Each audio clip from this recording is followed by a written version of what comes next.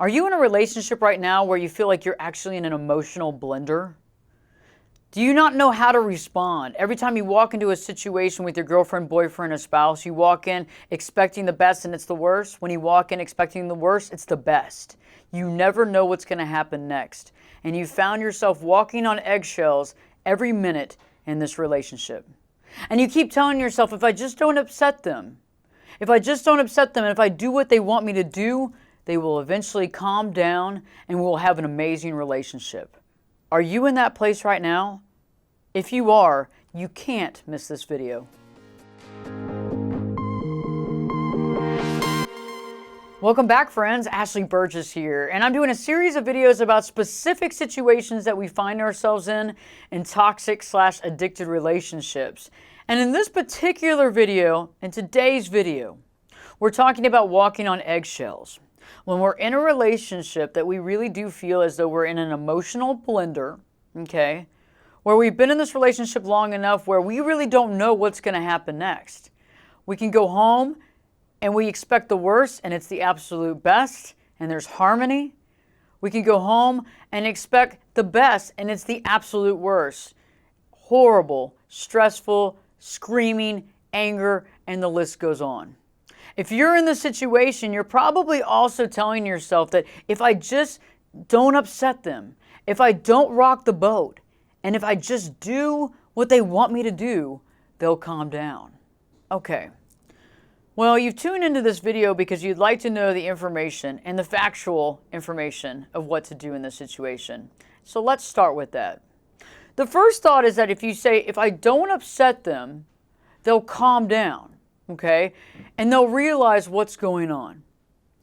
Now, first off, in a healthy relationship, it wouldn't have escalated to the situation anyway.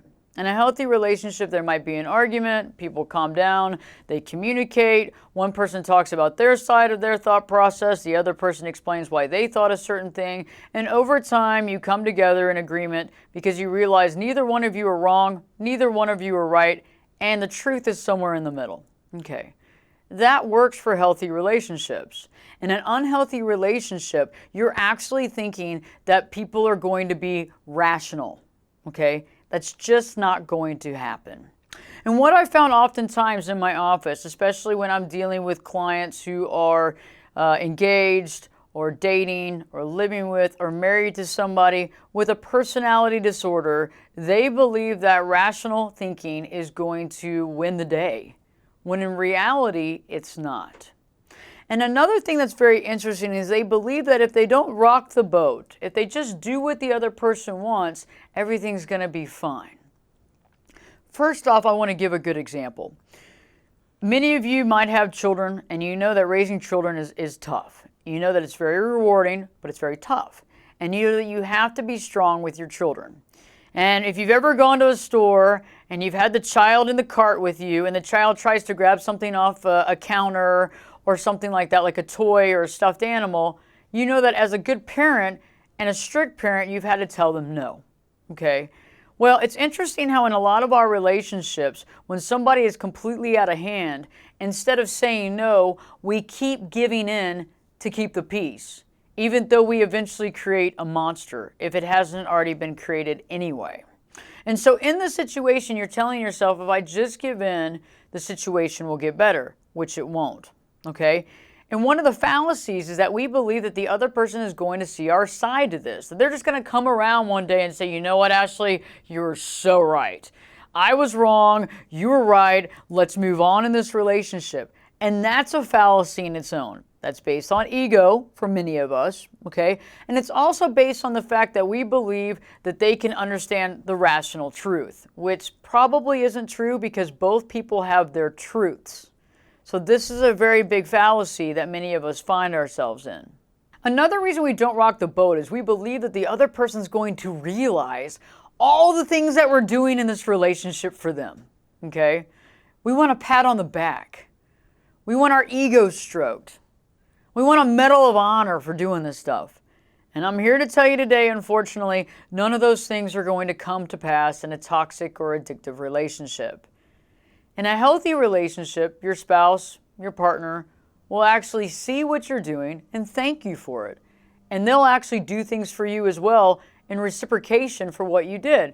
I mean, a relationship that's healthy, both people are giving, both people are receiving. Okay, that's fine in a standalone healthy relationship. But when we get into the unhealthy, toxic, and addictive relationship, we keep doing things in hopes that this person's going to validate us, when in reality, they're not.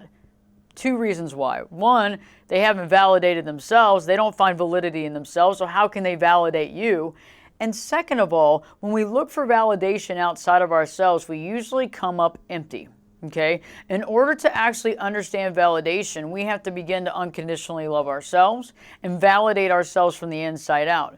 Later on, when other people validate us, that's great and that's awesome, but it's not necessary.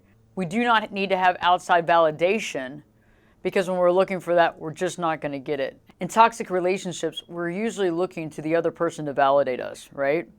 And that's already toxic to begin with.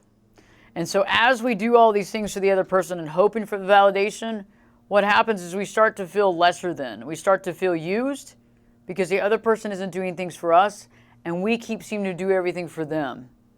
We're also expecting them to be happy and joyous when we do these things, and then oftentimes, well, as you know, they're not always happy and joyous, and sometimes they can be downright mean. The next reason why we stick in this situation is that they're going to see all these things that we're doing for them, and they're going to love us. They're going to love us, and they're going to realize our value. Very similar to the thing that I just talked about, but it's a little different because this goes back to our codependency and people-pleasing situations and way of life that we've learned since we were a child. Many of us were raised in family dynamics with a mother, father, aunt, and uncle, whoever raised us, where we had to do a lot of, well, what I'd say people-pleasing. We had to basically walk on eggshells in that relationship because the family dynamic wasn't truly healthy. And we got used to the fact that we needed that outside validation, and that if we just kept giving, that they would love us back, okay? And so this is one of the big red flags in an addicted, toxic relationship, is we feel that the more we give, the more they'll love, and that's not true. Because the thing about it is that when we're in this type of relationship, love, true unconditional love, really doesn't exist. Okay? And if somebody is dealing with, let's say, borderline personality disorder or other different types of personality disorders, the idea of unconditional love is not really understood. Okay? And let me explain that. Many a times, because of the development of someone as a child, they developed and they were raised in an environment where there was no unconditional love. It was all based on condition.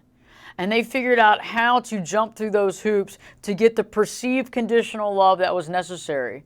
And so when you're looking for unconditional love in these relationships, oftentimes when they're unhealthy relationship, you're not going to find it because the person doesn't even know what unconditional love is. How can they give you something that they've never had?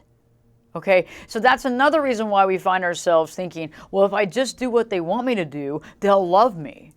But are you looking for conditional love based on each thing you do provides a little bit of love, but then if you do something wrong, they take back the love? And is that what really, honestly, the relationship has become? And is conditional love even love at all? Or is that just a certain response given to get you to do what they want you to do and to keep you in limbo? Something to think about. Last but not least, when you find yourself in this situation, I think it's funny because most of the time, many of us only think about the other person's feelings and not our own. Isn't that interesting? We'll think about the other person's feelings or what they're doing instead of our own, no matter how much that person has hurt us. Think about that too. Now, why would that be? Okay, so we don't even think about our own feelings. We don't even think about our own hurts, which means that we're not even focused on our own mental, emotional, spiritual health. We've taken a back seat to this relationship. This other person's feelings and emotions mean more than ours. Okay, so why is that? That's because the relationship has become full-on codependent. Okay, we become codependent and we've lost our sense of self and identity by being in this relationship. When we're in these types of relationships that are toxic and addictive, we lose ourselves. And we begin to only think about the other person and doing whatever we can to impress that person, to get them to love us, to get them to be nice to us, to get them to stop yelling. Okay? This is not a successful, healthy relationship. And so if you found yourself in this particular situation thinking that if you do this for them, they will calm down, you have to admit that this cycle, this isn't the first time. This cycle has been continuing throughout the relationship. Are you going to let this perpetuate? Or eventually are you going to decide to figure out who you truly are and try to let go of this relationship to find your true self instead of losing your entire self altogether in a toxic relationship? It's up to you. We have more videos on this series as well, specific situations that you'll find yourself in and what to really think about. There's more to go into on each one of these subject matters, but I want you to think about specific thoughts that you're going through and how it connects directly with the relationship and the life that you're in right now. If you like this video, please give us a thumbs up on this video. As well as if you haven't subscribed to the channel, please do and share this with your friends. And by the way, if you've been in this specific situation, walking on eggshells, and you have broken out of the situation and let go of the addicted toxic relationship, I want to know how you did it. Please write that in the comment section below. And in the meantime, you know it. I'm just going to say it anyway. Don't forget to live your true life.